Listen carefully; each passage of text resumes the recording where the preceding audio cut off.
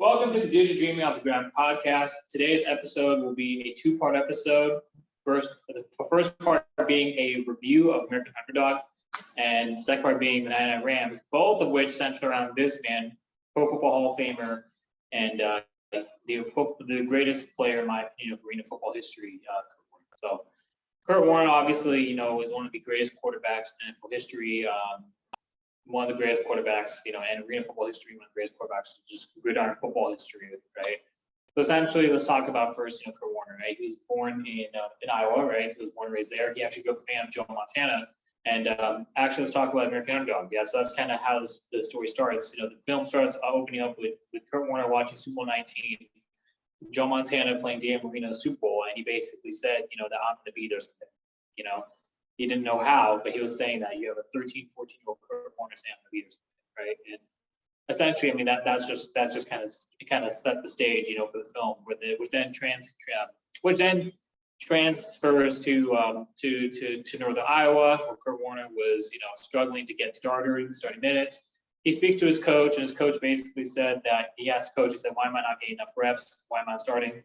The coach said that, you don't trust me, you don't trust your teammates, you don't trust your playbook. You basically make plays on a whim, and I can't have someone starting, who, even though Kurt was more naturally talented than the other quarterback on the roster, he basically said, I can't have a quarterback who doesn't understand and knows responsibilities and knows their role in their assignment, as a starting QB in the system.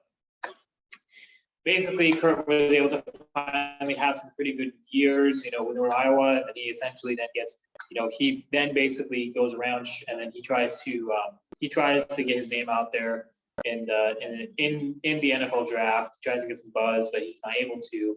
So essentially from there, he basically, he finally, the draft goes undrafted. He gets a call from the Green Bay Packers. Steve Mariucci, who's over there as a quarterbacks coach, basically says, "Yeah, come on in." And on the first day of training camp, when Kurt Warner's there, he told Kurt to get in, and then Kurt then said, "I just got here, coach. I need to know the playbook before I get in there."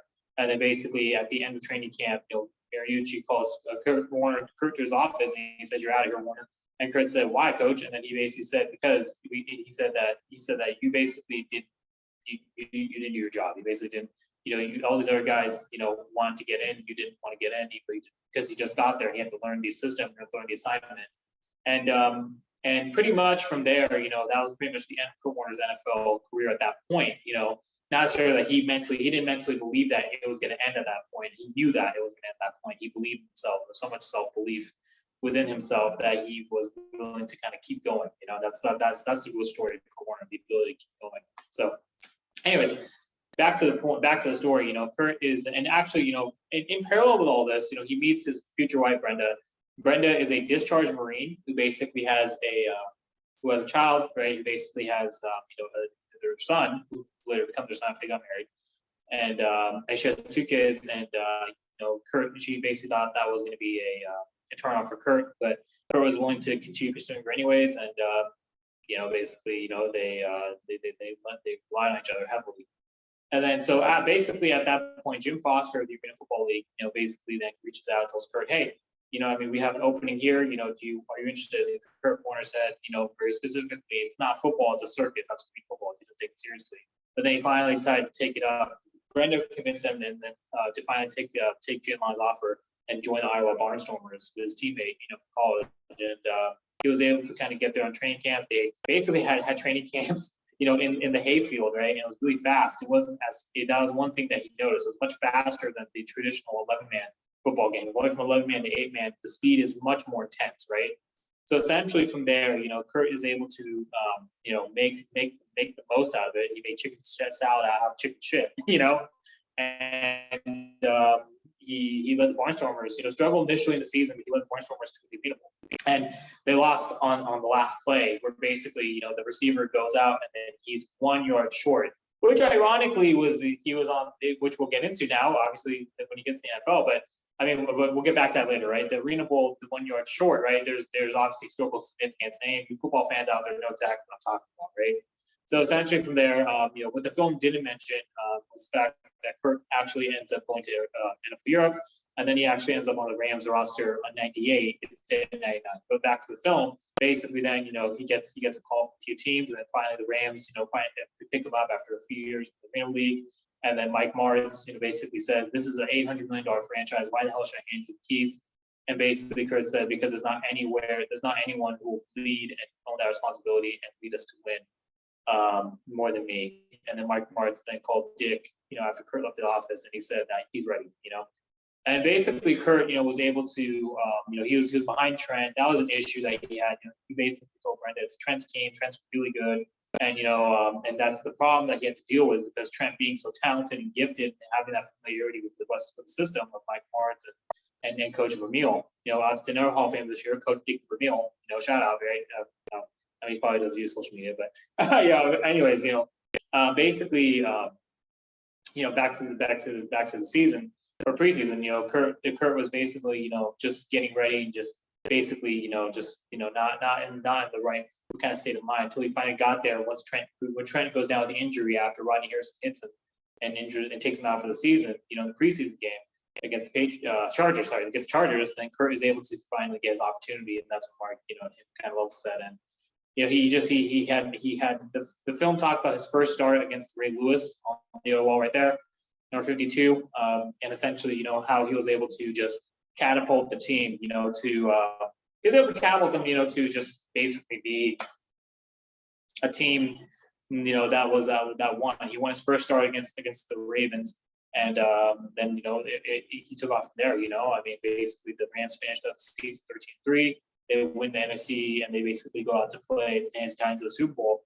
And Super Bowl, obviously, Kurt Warner sets the record for most passing yards, and it comes down to the 1 yard short. I mean, the film didn't really talk about this, but 1 yard short, which was basically, where Steve McNair completes the pass to Kenny, and then he goes down 1 yard short because Mike Jones is right there. That's great defensive coach, by the way, by Mike Jones. But not by Mike Jones, but by the defensive coach staff of the Rams, and great defensive awareness, situational awareness, great key play by Mike Jones to stop the Rams, to stop the Titans 1 yard short, which is essentially the outcome, the reversal of the outcome of the Arena Bowl, the 3 years prior. That Kurt was on opposite ends of the same play in the Arena League and the NFL, right? So I thought that was really, really cool, And anyways, so Kurt ends up winning NFL Offensive Player of the Year, NFL MVP. I mean, not NFL Offensive Player of the Year. I mean, it was NFL MVP, and so one MVP, right? So one MVP.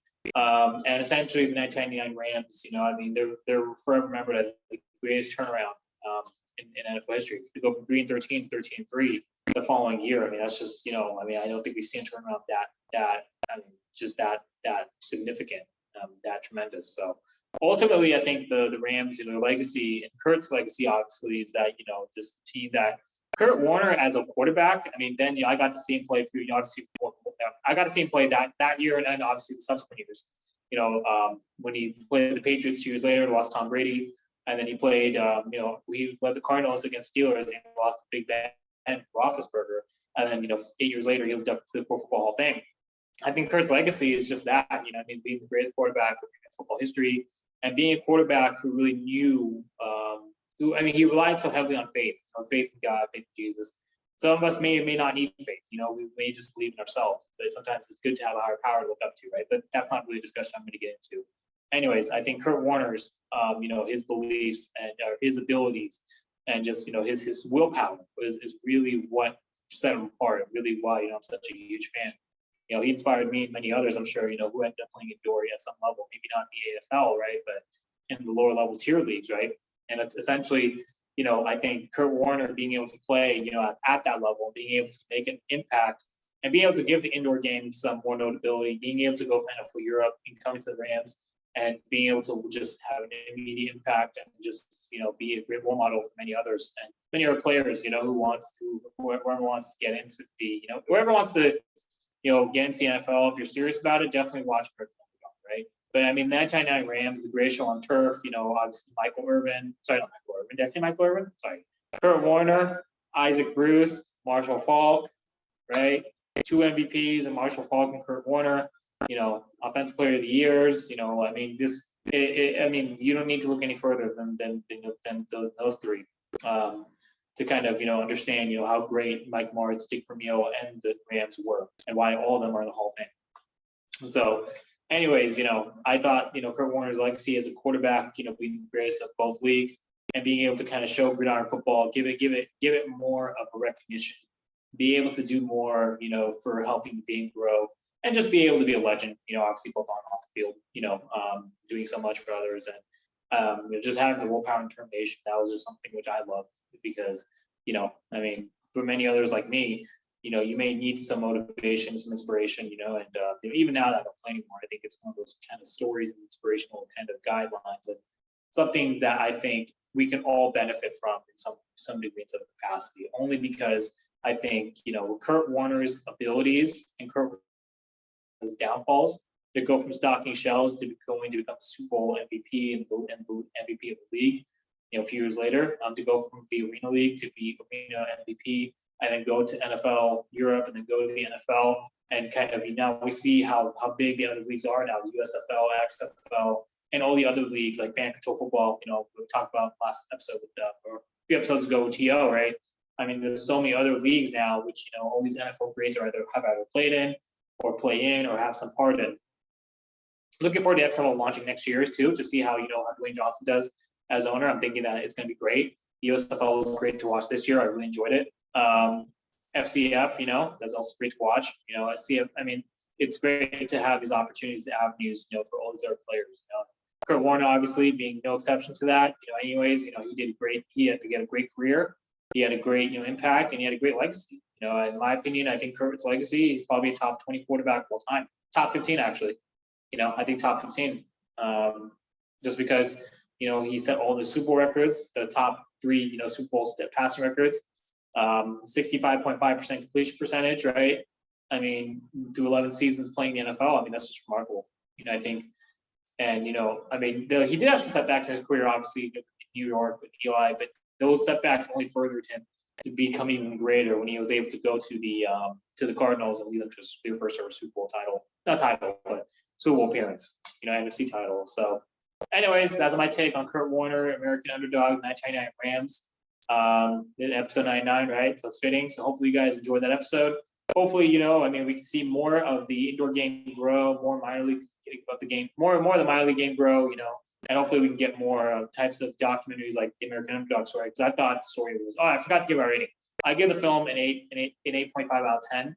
Only reason I don't give it a 9 or a 10 is because of the fact that, some of the inaccuracies of not having NFL Europe there, of not talking about, how Kurt was on the roster in 1998 and then finally getting called up in 1999. I think these are types of key elements you really need to touch upon. I also think that, that's the only reason why. Otherwise, I really loved the movie. I thought it was great. The love story between Kurt and Brenda, obviously Kurt's adversity. And, some of the moments in the movies, I forgot to also talk about this. We had to go run in the snow for over a mile just to get gas for Brenda, the kids in the car. And then it was just like, you could see how much of a struggle it was, but how much of an uphill climb it was for Kurt to really make it to the NFL and really kind of, lead and just be able to, provide for his family. He finally got the opportunity. He did. Not to mention Brenda losing her parents in the I think was it the tornado, I think it was, or it was a tornado or a hurricane, I forgot, in Arkansas. So anyways, that's I think Kurt Warner was inspiration to many others like me. I'm sure like many others like yourselves. Kurt Warner retired in 2009. That's when I was my sophomore year of JUCO playing. Anyways, hope you guys enjoy this episode. Feel free to comment. If you don't think Kurt Warner is the greatest arena football quarterback of all time, you don't think Kurt Warner is top 15 quarterback of all time, that's fine too. Otherwise, feel free to share. Keep subscribing, keep sharing. 99 episodes, and what's on deck. So thank you all for tuning in this episode. Hopefully you enjoyed it. Spread the word. Have a great rest of the day. God bless.